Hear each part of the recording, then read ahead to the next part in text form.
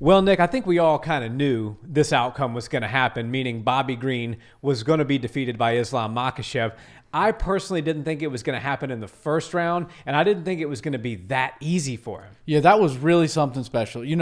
I went in, I predicted second round, and then coming to think of it, I should have gone with the first round. Islam is constantly having to prove himself, kind of like Khabib had to do back in the day, where they're winning 9 and 10 fights in a row, and they're submitting everybody, 4-fight win streak with finishes and all of that, and they're still not, there's somewhat discussions about maybe a title shot next, maybe not. It's like, give these guys the title shots. They're clearly the number one contenders. They're the best fighters on the roster of their weight class, and they're just waiting in the wing. It's honestly not safe to put people in there. They know how to safely take people out, but honestly, they could really brutalize these fighters that aren't on their level. And I think there's only a couple of people on this planet that can make 155 that are technically on Islam's level. Yeah, I would certainly agree with you. And I would think the early opening odds for the potential matchup, I should say, between Charles Olivera and Islam do have Islam as a 3-1, almost a 4-1 favorite to beat Olivera. I mean, Olivera's on a streak of his own. He's finishing everybody. He's finishing former interim champions. He's a true, fully, absolutely well-rounded fighter that Islam is just favored to go in there and mollywop. But this performance against Bobby Green, now Bobby Green's style is pretty much tailor-made for somebody like Islam. He throws a lot of straight punches, doesn't have a tremendous amount of power, and is not although he does have better wrestling than many people give him credit for, it's not even in the same ballpark as Islam's level. I believe that Islam Makhachev, with this win over Bobby Green, already was, but he's certainly solidified himself now as the most clear-cut number one contender in the entire sport of mixed martial arts. There is nobody that doesn't have a belt that deserves to fight for one, in my opinion, more than Islam Makhachev right now. Yeah, and I think it's more than just an experience, a difference in experience in wrestling. I think that Bobby Green is a very experienced guy. I think they said he's got somewhere in the ballpark of 35 to 45 fights, somewhere in there. He's a very experienced guy. He's fought plenty of wrestlers in his day. And what they're doing is not exactly just wrestling. It's a thing of beauty. It's very technical. It's very it's what every step that these Dagestani wrestlers and these types go into is very systematic, and it goes a certain way every single time. They have their own little spin on it, each one individually, but for the most part, they have the same game plan, and it's back you up to the cage and then wrestle you from there, which is unlike any other form of wrestling. You don't really see wrestlers go against a wall because there is no wall on a wrestling mat. Right. So the Dagestani guys are giving the sport of mixed martial arts something new to think about, and you almost don't get to experience it until you're in the cage with them, unless you're somebody like Darren Till who goes to Sweden to train with Khamzat Chimaev, or something like that. And Bobby Green even said as much in the octagon. He was like, I was really excited to get a feel for him. I would love to do a full camp and fight him later on in my career, but it was really fun to just get a feel of him, see what he was doing, because it's almost like this special thing that nobody really gets any sort of glimpse into until you're actually fighting them, and that's definitely too late to get a feel for it. But it's something that really needs to be studied, and it's going to be very hard to deal with for a very long time, and Islam showing that with his 10-fight win streak. Yeah, I mean, these guys, they're high-level grapplers, but they're high-level MMA grapplers. Yeah. They've been able to devise a style that works in the cage like no other grappling style before. If you were to put Islam Makhachev in an IBJJF world championship type of setting in jiu-jitsu, or put him in ADCC, for example, he would not win the gold medal. If you were to put him in the Olympics for wrestling, he would not win the gold medal. However, if you take the ADCC champion and you take the Olympic gold medalist, they would not have as much success in the octagon as Islam is having now and Khabib had in his undefeated career.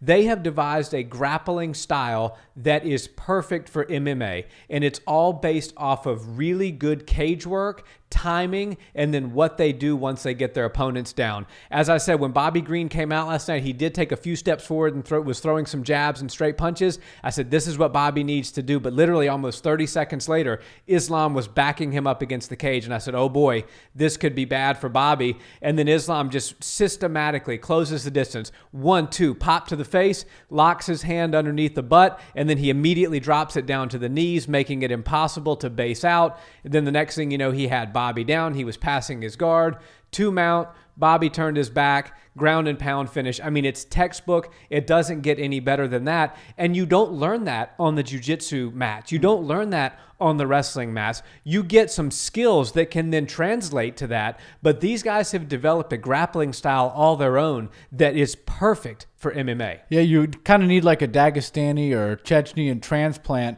that has moved to America, still wears the chin strap beard and has a shaved head and cauliflower ear to be a part of your gym to show you what they're doing. Because unless you're watching it all the time, and there's only a few fighters that do it really well, that's the only exposure we get to it from the UFC, which is the highest level. So it's really hard for us to get enough footage on it. But while it is kind of standard procedure what they're doing, Khabib does the same thing. He pushes you up against the fence. He gets gets a hold of you, and usually will do some sort of leg entanglement. He'll get your legs tied up together and then slowly crawl himself up. Islam hasn't really had to do that particular move so much. He's been able to close the distance up against the cage, get them down, and then he kind of moves into a modified mount or a half guard or a side control, something like that, where he's able to work from there and kind of surpasses the legs. But it sounds crazy. I would love to see somebody like a Justin Gaethje or somebody who's really, really decorated in the world of wrestling go against one of these guys, because everybody that they fight, it's a good striker or somebody like that, thinks it's an evasive game. But when you're going against guys that are fighting in title fights and main events and things that last 25 minutes, and they have the style that Khabib and Islam have, you're not going to run away for 25 minutes. They're going to get you against the cage at some point. And if you don't have really good ground and pound defense, scrambling ability, and submission defense, you're going to get finished by them. It is only a matter of time. They're just going to rinse and repeat round after round until they get the job done. But what I would like to see is somebody, flip the script and take one of these guys down and see how they work from their back. Now, I imagine it would be a great scramble. They'd probably get back to their feet and then it's right back to what they like to do the most. But that's something interesting that we haven't really seen anybody do, because people just assume that since they come from that part of the world, they're the best wrestlers. You don't want to wrestle with them. But they aren't technically doing pure wrestling, and that's why I'd kind of like to see somebody throw something in there at them like that. And I know I said Justin Gaethje, and he's got the wrestling skills to take these guys down probably, but he doesn't use wrestling, so maybe he's not the right guy. Yeah, and we saw what happened with Justin and Khabib. Now, Islam is not Khabib. Islam is his own fighter. He's very similar to Khabib. They're best friends. The style is very similar. But at the end of the day, they are two separate people and two separate fighters that do have slightly different styles. And Justin Gaethje, I feel like, Islam would defeat Justin Gaethje easier than he would defeat Charles Olivera. And there's a couple of reasons why. Charles Olivera has a ridiculous guard. He can whip his hips up and lock an armbar on you in less than a second. He has incredible triangles. His heel hooks and leg entanglement game is very deep. So Charles Olivera is a fighter that's comfortable being on the bottom. We saw him get up off the bottom against Michael Chandler and then finish the fight in the second round. So I think the only way that you're going to really defeat Islam is not to necessarily fight fire with fire like Gaethje would do, but I think it's to almost allow yourself to be taken down and see if you can cause some problems for him to where he maybe says, you know what? Olivera almost had me in a heel hook there. He just had my neck wrapped up in a guillotine. I don't know that I want to just shoot for a takedown in round number 2 or round number 3. And that's where it gets interesting. That's where you see maybe he decides to stay on the feet for a round. And let's see some of the other skills that Islam has, because quite frankly, nobody's been good enough in the last 10 fights to push Islam to even show another skill set. 10-fight win streak, 4 of them by finish, the last 4 of them. you know, he doesn't have to break from the game plan, but I'd love to see what plan B is for Islam if somebody can threaten a submission and make him think twice about going to the ground. Yeah, and it seems to me like the game plan for everybody that's going in against a Khabib or an Islam or a Khamzat Chimaev, these types of fighters, is catch them. Just catch them. Just land a knockout shot. If you have one punch knockout power, try to land it as best as you can. I think we got to go away from that if you want any chance of beating these guys, because they know how to defend themselves.